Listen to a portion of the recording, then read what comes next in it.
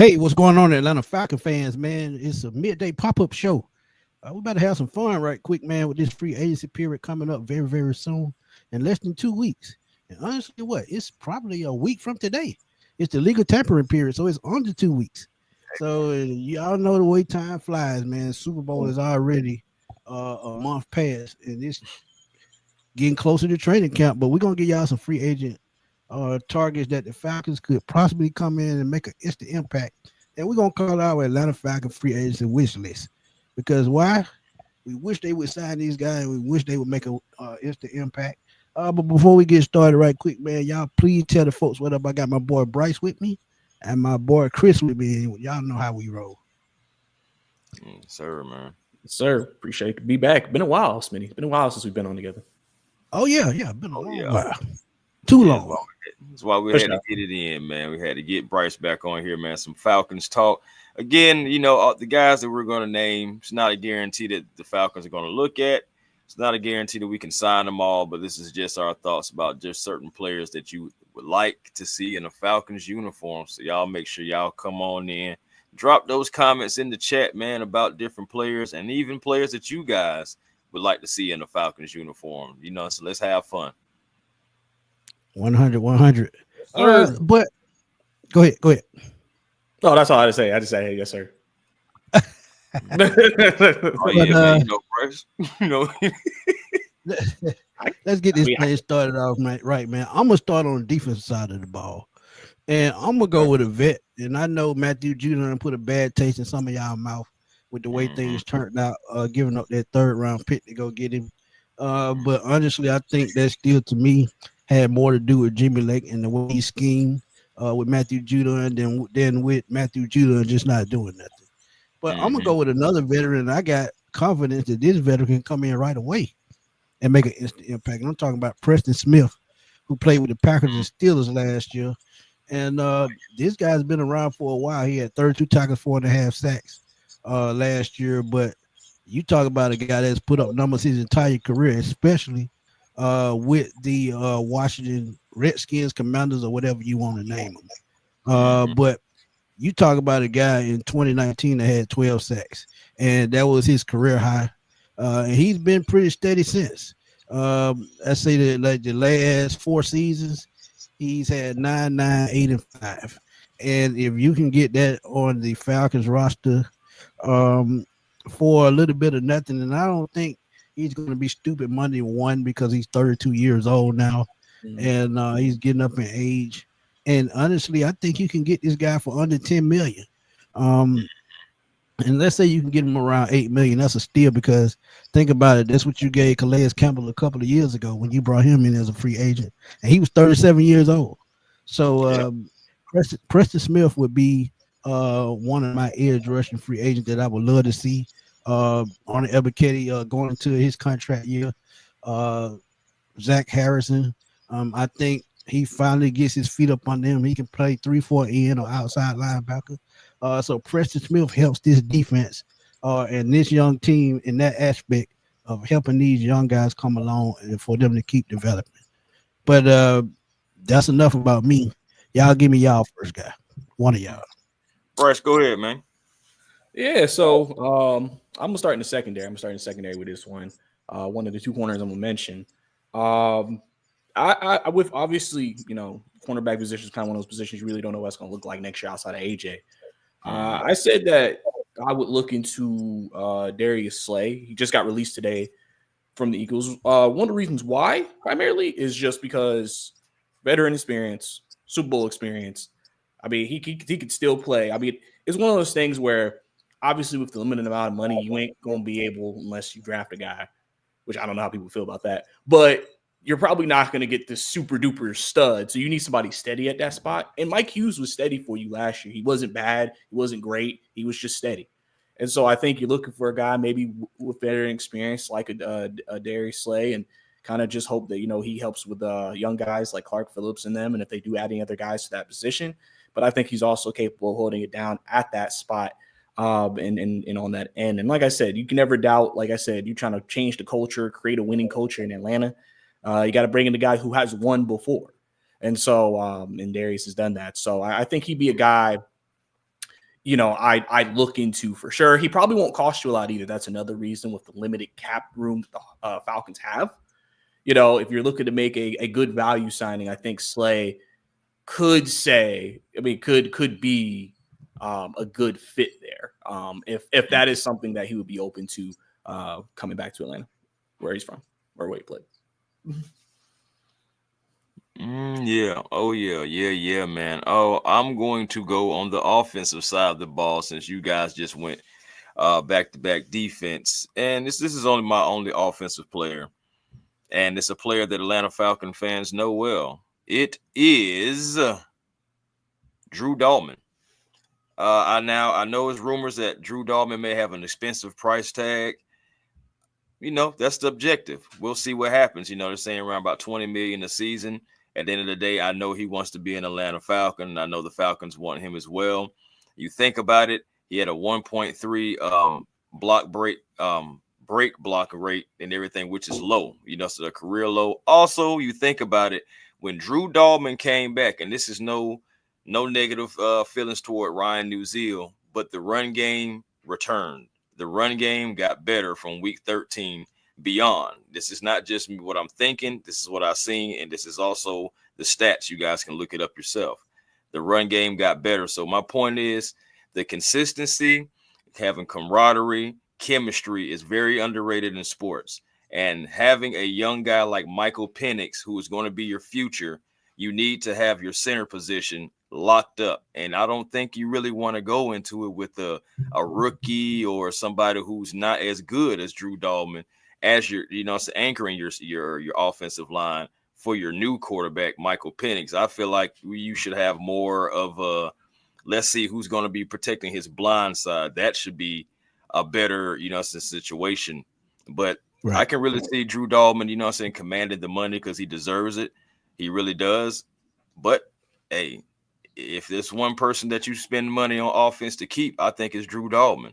I think you keep that consistency and that camaraderie. And again, chemistry in sports is very underrated. A lot of people don't consider it. And I think that's. I agree with that 100%. But what if the Falcons go out and make another Alex Mack type trade? Go out and trade for a center that can come in that's much cheaper. That's maybe just a tad bit older, but can come in and do the same thing Drew Dalman can do as far as anchor the offensive line. Call the audibles and just do what he needs to do.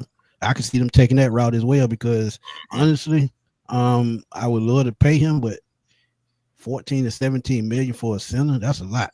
Yeah, you got a guy right on the side of him that's making about 15 million right now in Lindstrom. So I couldn't invest that much in my offensive line when you still got Matthews with a big contract. And McGarry, he still has a nice little piece of change owed out to him. And I'm like, bro talk. He said, let Javon Gwynn take a crack at center. I thought he would have been got a shot. I thought about that as well. But let's just be honest. It's just a value. Like Drew Dalman has a value. But I agree with you all. That price tag is way too crazy. But he is the only person on the on the offensive side that I'm looking at. I'm not looking in bringing in any receivers, none of that stuff like that. And the only reason why I'm even thinking about Dalman is that chemistry and that consistency at that position. But I agree with you guys. 17 to 20 mil, we have bigger holes to fill, unfortunately. And sometimes, a guy like Drew Dalman will be a cap. But just for me and for this video purposes, Drew Dalman is the only guy that I got for you on offense. That is wild, bro. He is, and Creed Humphrey is the best of the best. And when we're talking about the center position, and that's crazy. That's crazy work to give. Because my thing is right quick, and chat, please chime in. When you hear best guard in the game, we think about Chris Lindstrom. And it's cut and dry. When you think about best center in the game, do you attach Drew Dalman's name to that? I don't think so. Well, you also got to take into account, too, they said that there's going to be bigger contracts just because the salary cap went up so much this offseason. So you're going to get bigger contracts. So now the Creed Humphrey deal may look good just because they gave him that money under a different salary cap. Now that salary cap has gone up a lot, now that deal for Dahlman's not looking like, oh, even though it is technically right now top center money, it really isn't in terms of the actual value of the money that teams can give to a player. Facts. Carrots at PFF ranked number 4, and New Zealand 25th on that same list, determined by player grades. And 25th might not sound good, but if you have chemistry with the line already, you can make it work. And he was a backup and still got 25th. That's my thing. Like, he came in because Dahlman got injured and got the playing time. So he still had to do something. And Ryan Nuzil did do good work. Nobody up here ever said that he didn't. So, I mean, you could go that route again. Like I said, wanted to give Drew Dahlman a little love because of what he's done. He is important to the Falcons, but that price tag, unless he's going to come back on a Falcon-friendly ticket, like you guys are saying in the chat, and I completely agree with you guys, he's probably out of here.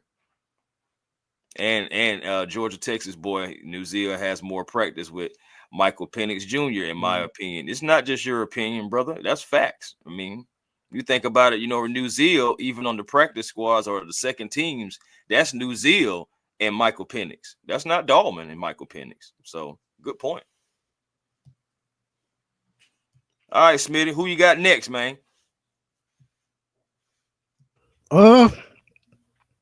Did you go, Brice? I did my first one already. Okay, so yeah, we on you went offense. You went offense, so I'm gonna go offense too. This is tight end position, and this really, to me, I only made this pick because I really don't know what Kyle Pitts' future is in Atlanta, and I see all these sites saying he's going to get traded, what they're going to get for him, but I feel like I can get a cheap option that really hasn't got a shot like he's supposed to, and that's Harrison Bryant. Former John Mackey Award winner at Florida Atlantic. He's 6'5", 230. He has 98 career catches, 877 yards, 10 touchdowns, same amount as Kyle Pitts. And he was in Las Vegas last year with the Raiders, and he was on team with Brock Bowers, Michael Mayer, 2 first-round tight ends, and he really didn't get a chance in Cleveland. He played behind David Njoku, couldn't get a chance. So now you put him in Atlanta, it gives him a chance as a receiving tight end, which he can put up the numbers because he'll get a chance. And if Kyle Pitts is traded at the draft or during any part of the offseason, this is a guy that can come in at probably a $3.5 to $5 million cap number that is very, very cheap and affordable and could give you the same production. I would definitely think about it because one thing that I do know from Michael Penix, watching him in those 3 games, he would definitely not be able to just take shots in the end zone. And this is something that this team has needed for a long time. And we've talked about it on the show, God knows how many times. You got twin towers at receivers and tight ends, yet and still you don't know how to throw a back shoulder fade. Yet and still you don't know how to throw 50-50 balls up in the air for one of those guys to come down with it. And it's frustrating because I feel like Kyle Pitts, with the right quarterback, he can be an all-pro every year. So now, don't know what the future is going to be for him, but Harrison Bryant, to me, watching him in college, knowing what he can do, and not really getting a shot in the NFL, I feel like Harrison Bryant can come in and give you decent numbers every single year, depending on what you want to do. And there's no knock to Charlie Warner, but we know Charlie Warner is a blocking tight end, because he's on the right side helping McGarry every single down. He's in the backfield as an H-back, and he's in line on the other side. So we already know what his role is. You need to bring in another tight end for receiving. I think Harrison Bryant is a good choice. And honestly, even if we keep Kyle Pitts, I still think it would be a nice option. Because guess what? You need a change of pace guy. He could be that guy because guess what? Nobody's game planning for him. So that's just some that I thought about at the tight end position, and I just feel like Harrison Bryant can do that. That's interesting. New tight end. Whew. Brice, who you got, man? Who you got? All right. We're going to stay on the defensive side of the ball here. We're going to look at the inside linebacker position. Obviously, Landman is a restricted free agent, so could come back. They have his control of him. It's just a matter of do they want him back. Obviously, felt like groin injury, came back, never was the same player.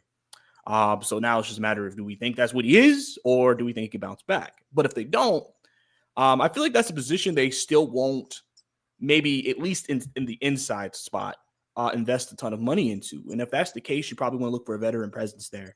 So I'm looking at Bobby Wagner, who's coming off a strong season with the Commanders this past year. The reason why is just a guy who, again, if you do go the draft some linebackers, you do still have Troy Anderson and them there. He could be a great leader. He could be a great veteran, a great teacher for those guys. I think he was big for Washington's defense because of the fact of his impact just as a leader on the field, his ability to make calls and really command the defense. So I think that would be someone who, would be great to try to replace, especially what Landman was giving you. I think you could definitely still get more out of Bobby. And it wouldn't even have to be a long-term contract or anything like that. That could just be another 1-year thing, just kind of set the tone, help with the culture, try to establish something while he's there and things of that nature. So that's the reason why you would look in that direction. Obviously, like I said, I still would look into the draft to draft a guy. So this is not this is the guy, but a guy who I think could be, someone who could maybe be a good bridge guy. Because like I said, he did have a good year in Washington. You can't deny that. Because people thought he was washed, and he showed you he wasn't washed. Obviously, you have to take him off on third downs, which I'm sure they'll go to like a 2 linebacker thing at that moment, and you can take Bobby off third downs. That's fine. But someone who could bring him for those reasons. Okay. All right. Somebody. All right. Man, sorry. So my fourth. Hold on, Chris. What's going? What you got? Brice, what you think his cap number would be? It's kind of. It really just depends. Last year he got 6.5, I think, for his contract. So that's very affordable. Yeah, like it's not like this is like going to be crazy breaking the bank. But he had a good year. He might be like, all right, maybe I want 8, 9. You never know. Just because he came off a good year, he technically could say I'm still a little productive. So it really just kind of depends what he wants to do. Man. Also, I think, Brice, you're thinking about the salary cap as well when you're saying guys like that. And I mean, it's going to be, I looked at a few guys too who could possibly come in and do something and not be too crazy on the salary cap. But I ain't gonna lie, I got some big swings coming up too that I'm be talking about. So we'll see what happens when we get there. I would say my fourth player, because I know for me that's why Drew Dalman was 5th, because he's offensive, and that's the only offensive player I'm looking at, if any. But for my fourth player, I'm going to the cornerback spot myself, and this guy, his dad played for the Atlanta Falcons once before as well. I'm talking about Asante Samuel Jr., somebody who has been dealing with injuries. I know he had a stinger issue. That will be something to look into, as far as the medical goes. But a guy who has played inside, a guy who's played slot, you possibly bring him in. You may have seen the last of, let's say, like a D Alford in Atlanta. But I know D Alford is also a restricted free agent as well. So we'll see what happens with that. But Asante Samuel Jr. is a guy that you can possibly take a risk on. He can come in and possibly do damage for the Atlanta Falcons in a good way. I like him. I've always, like Asante Samuel Jr. It's just his injuries. And that's always going to be the question mark. But again, he only made $1.8 million last year. So contract. Yeah, so that number's going to go up, though, trust me. Of course. But my thing is that the number's not going to be crazy. He hasn't really shown a lot. So that's what I'm saying. Like, he's not going to be asking you for 10, 15 mil. He can't. He doesn't have the production. Nothing's on film even generate honestly, that. I think he'll be in the 8 to 10 million range. That'll be absolutely crazy, and I'm not signing him for that. I'm just if somebody believes in it, it's only take one team to believe in him, and anybody can get into a bidding war. It happens all the time.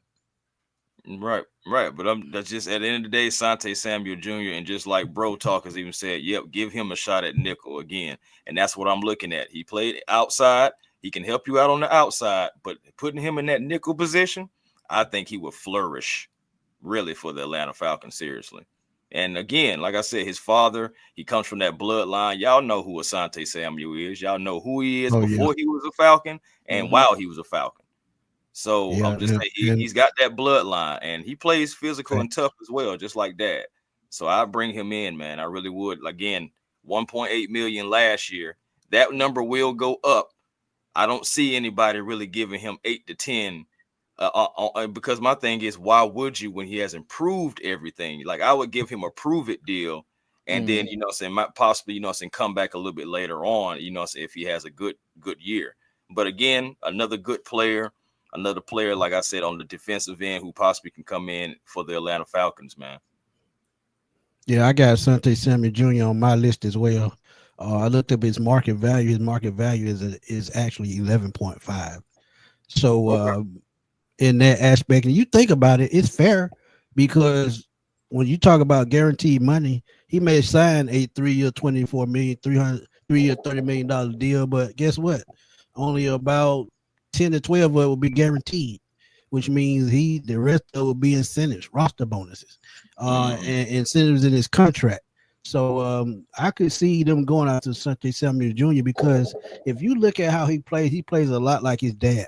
He's very aggressive. He's not scared to take chances, and you need that in your cornerbacks. And we talk about Clark Phillips in the nickel. He's a little bit bigger than Clark Phillips, so he could play outside if he needed to. But for what you're getting in a young player, he's still 25 years old. Age alone gives you reason to go after a guy like this. So yeah, Asante Samuel Jr. is on my list as well. Okay, I'll give you that point. I know when you said about the age, I mean, that is a valuable point because we look at it just like how we was talking about off air about Kyle Pitts and him being young, and then you see what Deebo Samuel got traded for. I mean, Kyle Pitts is a little younger, so it's just different aspects. But that age is my point. That yeah, he's still young, man. But that's another reason why I want to bring him in.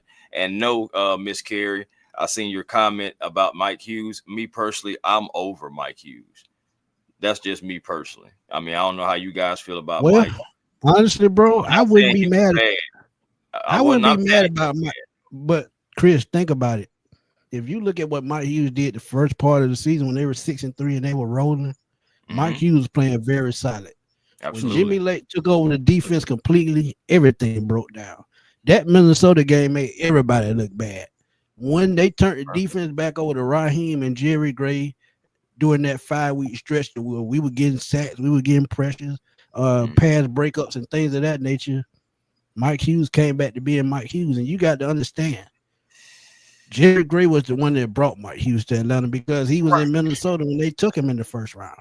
So with Jerry Gray still being here, and if he's still on a deal that could work for the salary cap, $5 to $6 million, I'm taking that every day, twice on Sunday.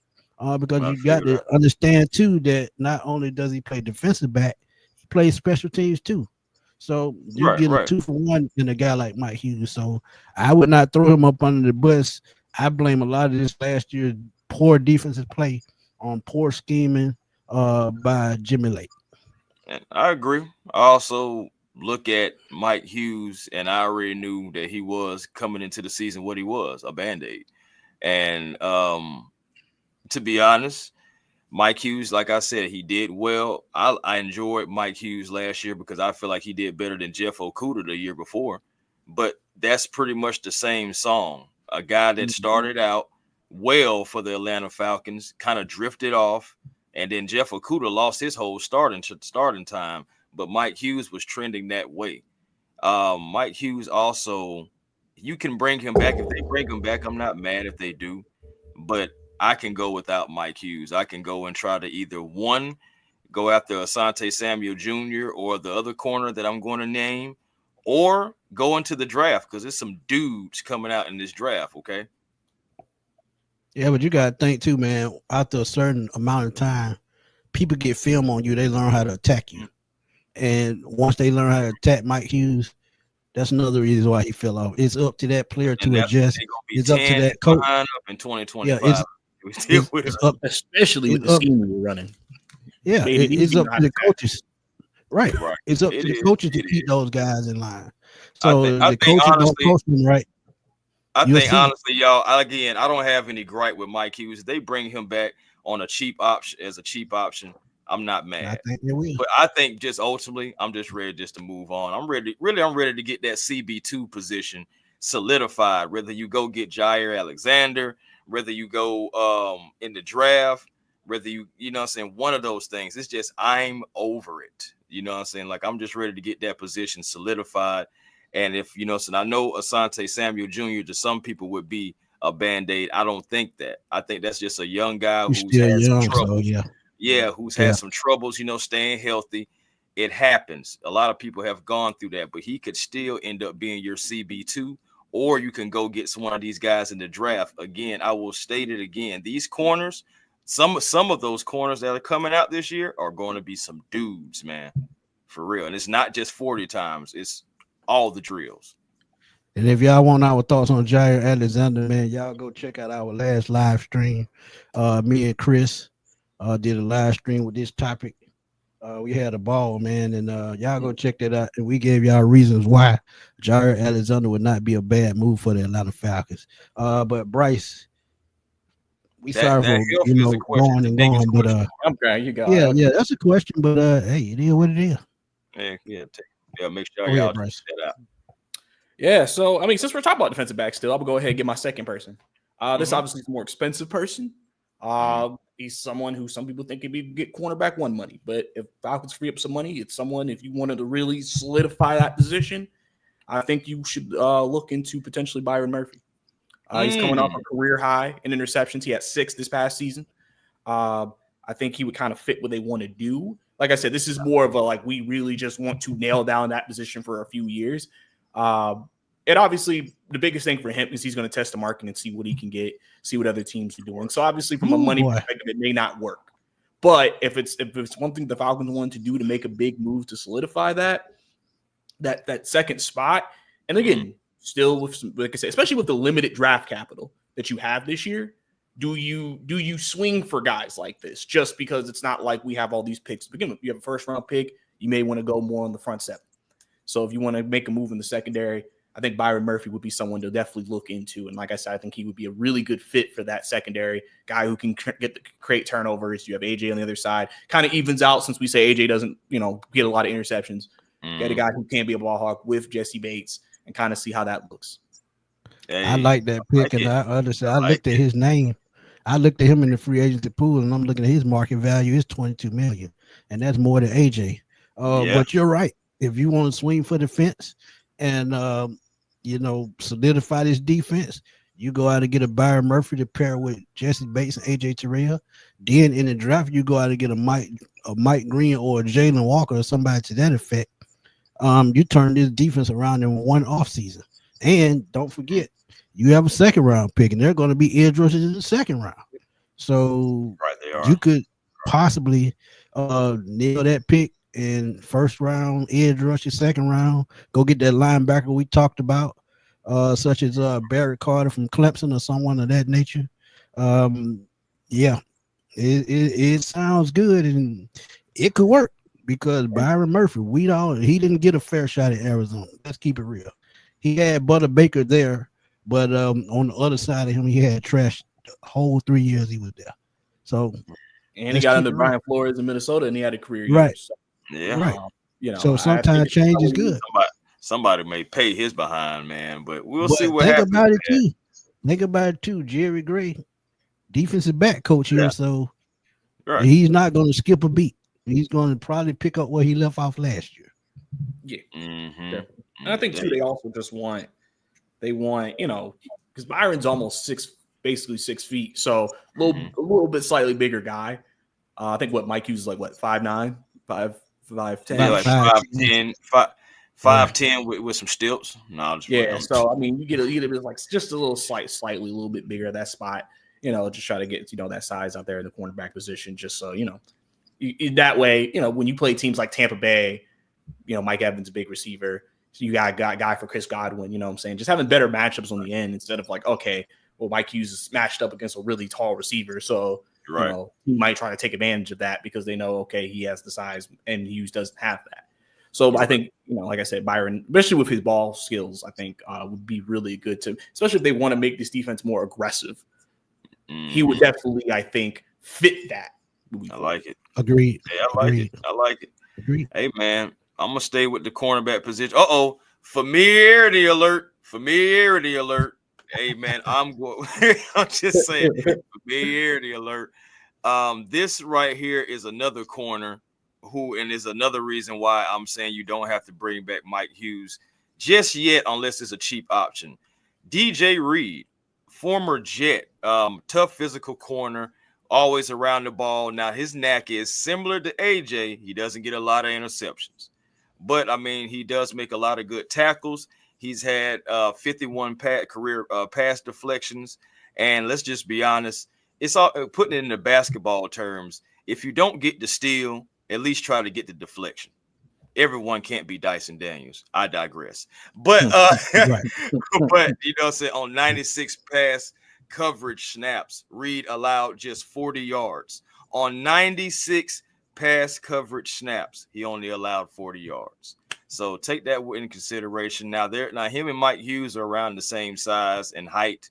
So it would be kind of like, but he would be somebody that Jeff Albrecht is familiar with, somebody that can get familiar with Jerry Gray and how to play the ball game, you know, Jerry Gray's way. It could be familiarity, and I do believe that we're going to at least get one. It may be two. We'll see what happens, but I think we're going to at least get one player from the Jets. If it's anybody, I would say, hey, man, go ahead and get that corner position locked up, something that will help the pass rush, something that will help the defense overall, and you will have DJ Reed coming in, filling that void. Agreed. That would be a nice sign. And like you said, Albrecht is he's familiar with him, and it makes sense to a certain extent. But we talk about familiarity. We're gonna keep that same theme going. And Ms. Dunn Post, she said we need defensive tackle to command double teams to help out these younger defensive ends. So this is why I went back to the Rams and Greg Gaines. He played up under Raheem Morris with the Rams. He played with Tampa Bay last year. He has 12 and a half career sacks. No, he's not gaudy when it comes to stats, but he's excellent in the run lane. He can control gaps. And I think this is what the Falcons need. He's still on the younger side. I think he's 29 or 30. And when you look at Grady Jarrett, you look at Onyemata, you look at big numbers. And their production does not warrant those numbers. So you go out and get a guy like this, possibly anywhere from, I say, $3.5 to $5.5, $6 million a year. That's a steal compared to 16 and 8. So you go get somebody that Raheem Morris is familiar with, that played on the other side of Aaron Donald, that can help Rook along, help Dorless transform. And I hope Dorless gets playing time this year because I think I see him at Whataburger flipping patties last year because he wasn't on the field. Trying to get some extra cash, bro. Gotta try to get some extra cash. But look, you got to get on the field, man. You got to find a way to make plays. And Greg Gaines, yes, he's a little bit on the short side at 6'1", but he's 320 pounds. So you know he's going to eat up space. He can play defensive tackle. He can play nose tackle. So it's just something value-wise, it just makes a lot of sense for the Atlanta Falcons. Like it. What you got, Brice? Okay. All right. So sticking with if they wanted to make a splash, we kind of mentioned this a little bit before we got on here. Looking at the pass rush position, obviously a position that they need a lot of help at. You have Arnold Ebiketie, who you're excited about. You think you think you can get that next step with him. They free up money. I look into Josh Sweat from the Eagles. I would look into him. Okay. See a young pass rusher. Especially if the Eagles do go after Myles Garrett, that could mean the end of Josh Sweat in Philadelphia. Oh, it will be the end of Josh Sweat. That means he'll be out there for a team. And so the Falcons, like I said, get some money freed up. They take a swing, get a young pass rusher, pair him with Ebiketie, still have a first-round pick if you want, a second-round pick if you want to add another one in the draft. I think now the pass rush looks totally different. You still have Braylon Trice coming back this year. We'll see how he looks. So a lot of rookie seasons coming up. Exactly. So, you want to have somebody established in there. Josh Sweat made a couple big plays in the Super Bowl. It's all over Patrick Mahomes.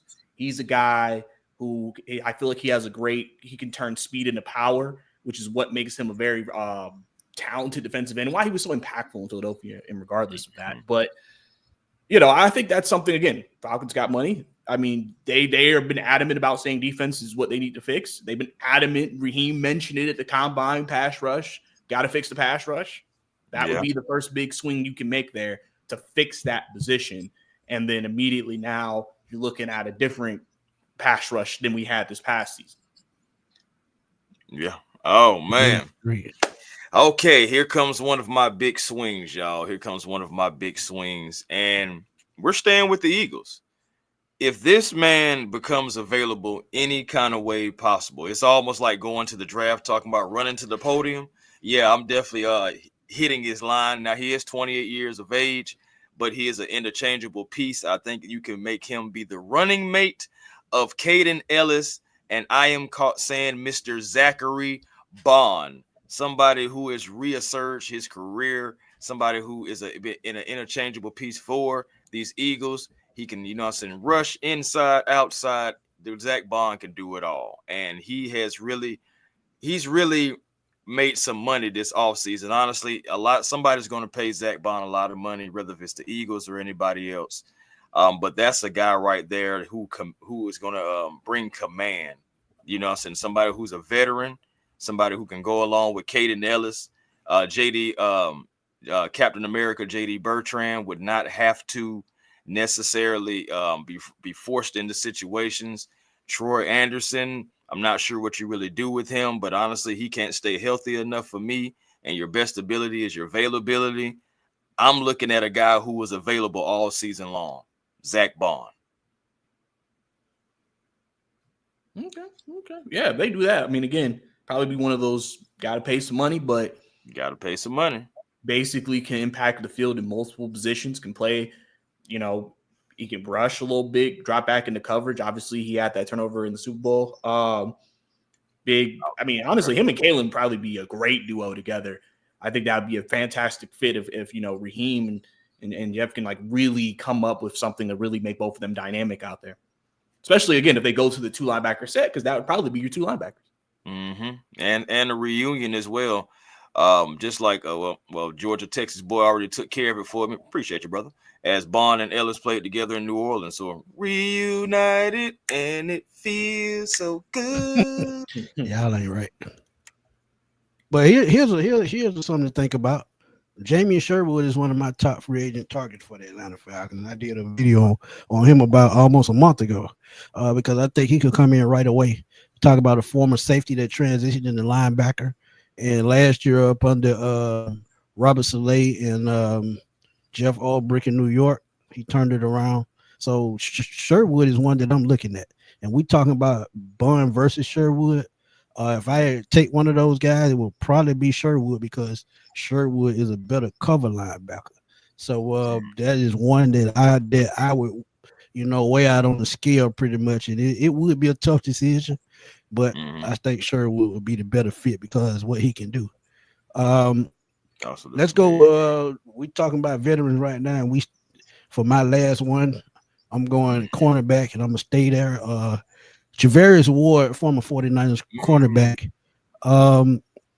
He's one of those guys that I think could be a wild card for a lot of teams. You talk about a guy who just coming off a 3-year, $40 million deal with the 49ers. And I looked at his market value. It's still up there around $15 million, but I feel like you can get him anywhere from 10 to 12, depending on if you can bring in other players to persuade him to come here. But knowing what he's done in San Francisco, he's a good zone cornerback, which Atlanta loves to run. So he fits in that aspect.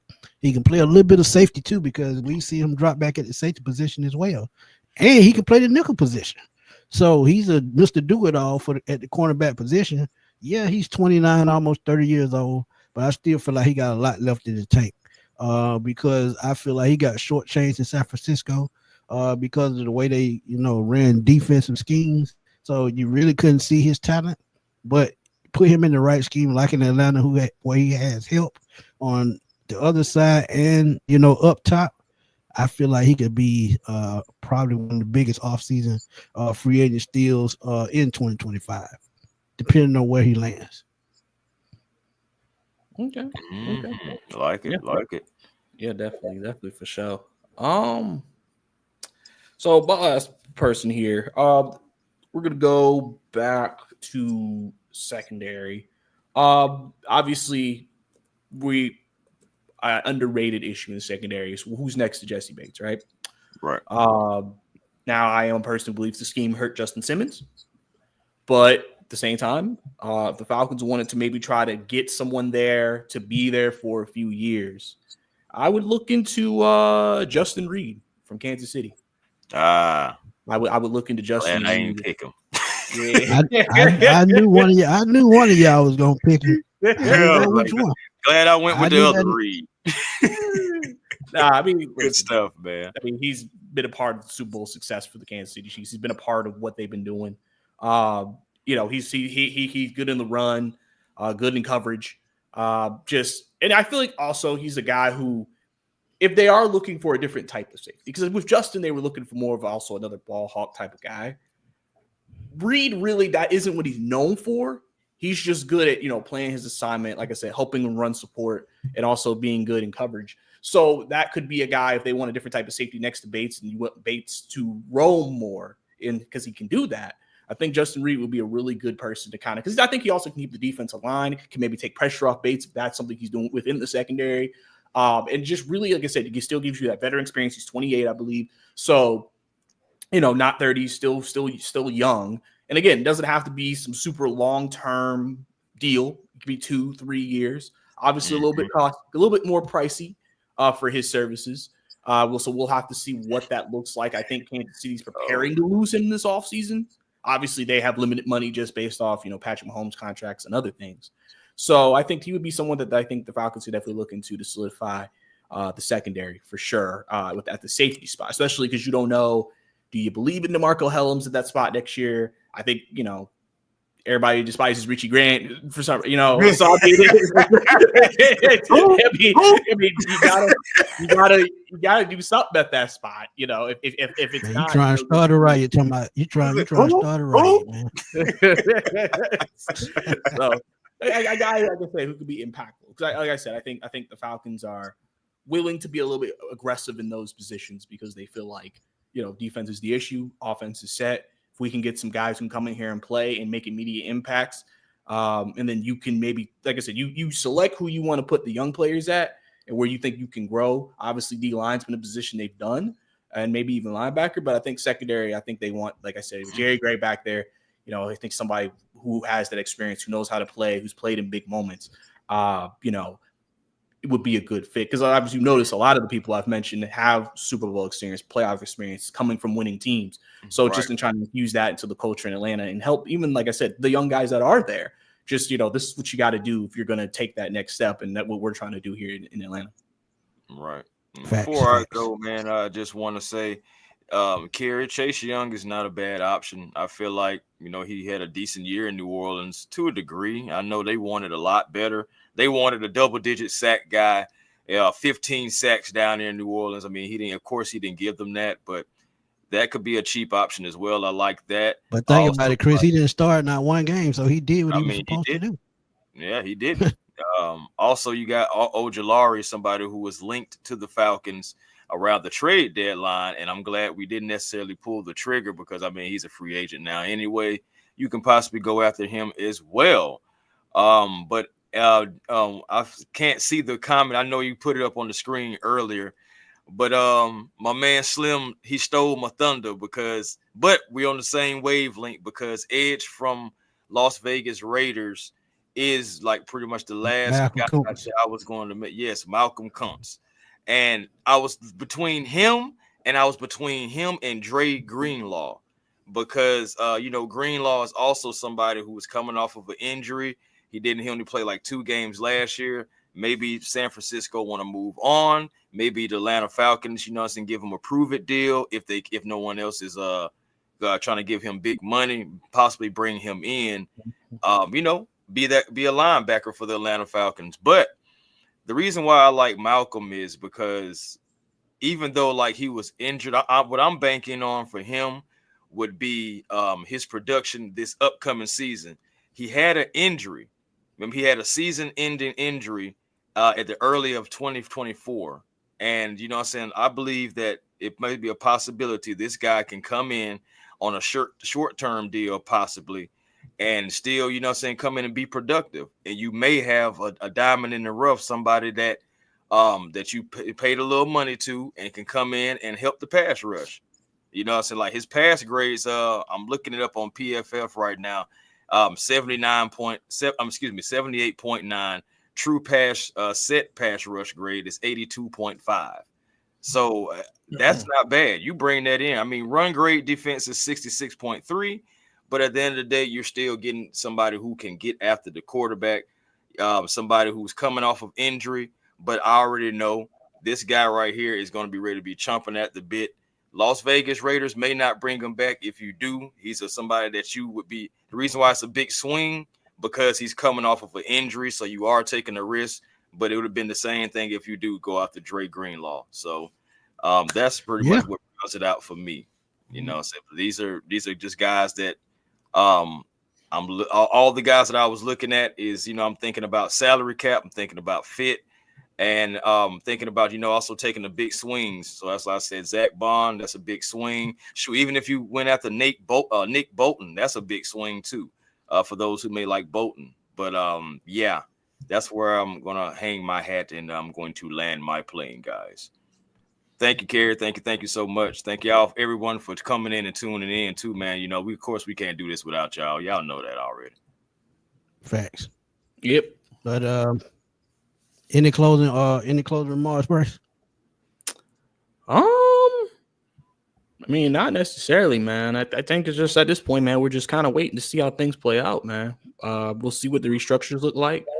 We'll see how much money they free up and see if that opens the door for some of the big names we mentioned, or if they have to go cost effective, you know, some of the other names that maybe are not as pricey, but could be, like you said, good value, good upside and things like that. Cause this probably will affect whatever they do in the draft. So, and I've seen different things that like pass rush, they might want to address in free agency and then focus on other things in the draft. So it'll be interesting to see what that plan is, you know, moving forward with them. And where Raheem thinks they need to do. Because obviously, I think at the end of the day, I've said this. After seeing how they lost the last two games, getting walked down by Panthers and getting walked down by the Commanders, especially Commanders, because that was very that was our game. Yeah, that was our game. He was like, yeah, we need this. We got to get some guys who can make some plays because we can't be getting walked down like this, and then our offense doesn't get an opportunity, or offense is put into a tight spot. Yeah, or too many timeouts. Yeah, you can't put a young quarterback under that kind of pressure that early in his career. That's a no-no. Yeah, I absolutely agree, man. Hey, y'all make sure y'all keep it locked. Y'all keep the notification bell handy. I know me and Smitty, we was definitely looking at some draft videos, some combine video. Like, again, there's some dudes coming out, and we're planning on talking about some guys that have raised their draft stock, maybe some guys that we possibly can go after. Again, I am king trade back in this draft. If anybody wants to know what A1 Forever wants to do, it's trade back, okay? So let's get that out of the way. What do you want to do? Trade back. What if such and such is there? Okay, that's fine. Trade back. I just want more picks, man. We got because holes, and we got to feel. We gave y'all the perfect window to look at it through our last mock draft. So if y'all go check that out, y'all will see how that could be a big advantage for the Atlanta Falcons. Yeah, we may not get the guy that y'all want, but at the same time, if you get somebody that fits your scheme and they come out with a chip on their shoulder from day one, hey, they can make the same impact as some of these superstar caliber players that they're hyping up for the draft. Because let's be real, the draft is all about hype. If you get hyped at the right time, guess what? You rise up the board. And sometimes you have that diamond in the rough that slides back on the board, and guess what? He can fall in our lap. Because honestly, if y'all are old school fan like me, I would have never thought Travis Hall would have been one of the best defensive tackles in Falcons history. But guess what? He was a 5th round pick, and he was. So it happens. It happens. But Great show, man. Great show. Before we get out, man, please tell everybody where to find y'all. Yes, sir. Appreciate y'all letting me come on, man. Talk some Falcons with y'all. Really good doing this. If you guys want to keep up with me, all my social media is Brice_2K. You can see it on the screen. YouTube, Twitter, Instagram, all of those things. I've also hosted the Believe in Hawks podcast, coming to Atlanta Hawks throughout the entire season and off season. So obviously I'll have an episode late tonight after the game. And yeah, like I said, man, I appreciate you, Smitty, Chris, letting me come on and talk about some Falcons. Mm-hmm. Yep. That's what I'm talking about, man. A1 Forever Sports, guys. That is the platform on YouTube. Please come over, like, comment, and subscribe. That's where you can, find all of my content there. Also, TikTok. Got my TikTok back. Yeah. So it's the real A1 Forever on TikTok, Instagram, and X or Twitter, Fitter, whatever they want to call it. You can just find me at A1 Forever over there too. So, hey, man, come on over. Let's have a sports conversation, or if you just want to talk about who has the best A hats or whatever, what color A hat, whatever, Alabama, whoever, Atlanta, whatever y'all want to do. And please make sure and thank you, Miss Carey. I was just about to mention, check your boy out over there at the Hawks Digest as well. Me and Walter Pollard over there growing that channel right now, getting closer to 1,100 on the subscribers / supporters. And we thank you so very much, for that over there. I'm just trying to move around, just trying to move around in a good way, because I know that move around thing means something else. So, yeah, man, thank you guys for everything. Like, seriously, can't do none of this stuff without each and every one of you. So, appreciate y'all guys for real. 100. But y'all know where to catch me, man. Smitty Sports Machine. I'm all over the place, man. I'm always somewhere on Twitter blowing things up, or I'm on the NFC South Roundtable with my homies, TJ James and Clay, doing the NFC South Roundtable. Y'all can check that out on YouTube as well. So now y'all have 2 avenues to where y'all can find me. And I may start writing soon. I'm still trying to make up my mind if I want to do that or not, because before I started this podcasting, I used to write articles and things, and I was pretty good at it. But we'll see what that turns out to be. But Brice, again, man, thank you for coming through and helping us out, man. We're gonna jump on some Hawks shows because this all season for the Hawks gonna be critical. Because we have a young team still, and I still feel like we need that veteran piece to come in with Trey Young, Jalen Johnson, and those guys. Because I think the Hawks actually are 1 player away from being a solid team in the East. No, they're not Boston or Cleveland solid, but I feel like it would put them in the right direction. Because let's be real, Trey Young is not going to stay here if they don't get him help. And could you blame him? I couldn't. I think the patience is running thin. I know I feel like he's a loyal guy. I feel like he doesn't just want to uproot and leave out of Atlanta. He has a lot of things going on here, just outside of basketball, business-wise, personally, different things as well. But hey, I can't lie, and Brice probably agree. We got to make some moves because even the most loyal person gets tired if nothing happens. Facts. Yeah. Even Michael Jordan got tired. Yeah, that's true. I mean, yeah, we'll have to see what that looks like. Because I said like earlier, like a few weeks ago, I said next year really could be a boom year for them. In terms of like taking another step, just because of the way things look. Dyson take another step, Zach takes another step. You get Jalen back. Don't forget Jalen Okongwu, positive net rating on the floor together. Really good chemistry between the two. I said really the big thing will be the bench. That's what they got to figure out. The starting lineup is set next year. What's the bench like? You got to figure out that. And if you can nail that down, then you'll have an idea of what this team's going to be. So super facts. Because all these G League players, even though they have potential, they don't have the NBA. They don't have the experience. That boy Slim said he thought Brice was Nate Burleson when he first got on. Come on, Slim. Don't do that. Hurricane LLC, Ryan, what's up, man? Thank you. Please go check out this video at the beginning if you missed it. Always a great show with these 2 guys, man. Y'all please go check these two guys out. And also, please check out Bro Talk, Dirty Bird Central.